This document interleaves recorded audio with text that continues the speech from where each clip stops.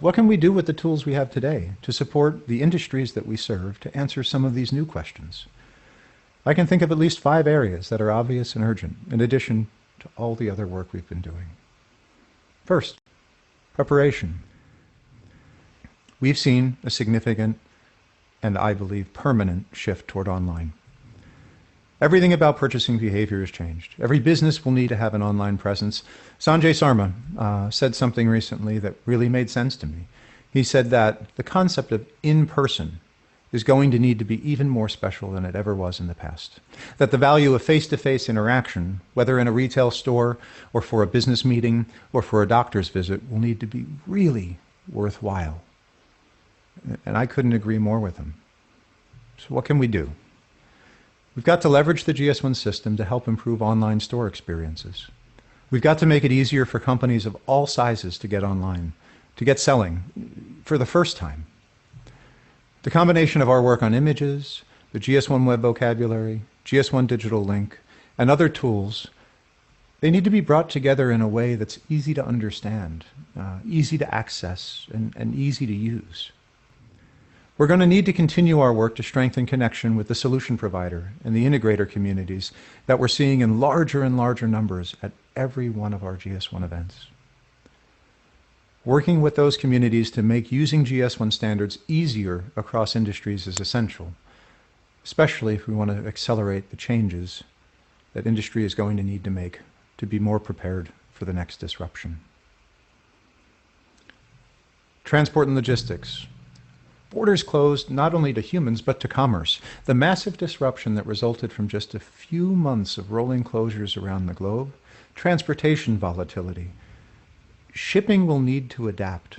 Customs will need to adapt. Our networks have been so highly optimized, but they lacked needed resilience.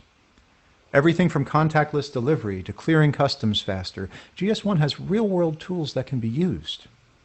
From harmonized parcel labels to more expansive use of serialized shipping container codes, to leveraging the learnings that we've got from being involved in so much work with customs and border agencies around the world. Supply chain resilience is the universal call to action, and finding the balance between cost efficiency and effective availability is the key. On the sustainability front, green reopening.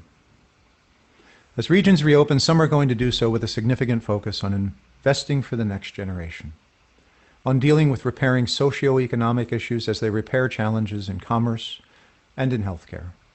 They're going to have a stronger focus on circular economy, at least in some parts of the world. And for years, we've known the tools of the GS1 system that are used for traceability solutions all around the world would be relevant to sustainability initiatives such as these. Now, raising awareness and bringing that story of relevance to those who are making decisions about how. That's essential to our ability to contribute to a more sustainable future. And then there's some really basic things too. An acceleration toward paperless invoicing and automated orders. EDI is going to be cool again. I'm joking, it's always been cool. But we have to help industry to finally get rid of paper invoicing, to further automate ordering. How many small business challenges could have been avoided over the last months with systems that didn't rely on papers in filing cabinets that were sitting in empty offices, inaccessible all around the world? And then last, flexibility. Warehousing. If there's one industry I feel is poised to grow exponentially in the next years, it's warehousing, particularly flexible warehousing. Just-in-time inventory levels prove to be a massive source of the global supply network failures that we've experienced over the last months. The role of warehousing into the future is not to be underestimated. And whether it's leveraging RFID or drones that use indoor GPS and cameras to read barcodes on boxes in massive warehouses, or if it's the simple things like increased consistency of product packaging, there are elements of the GS1 system that can help.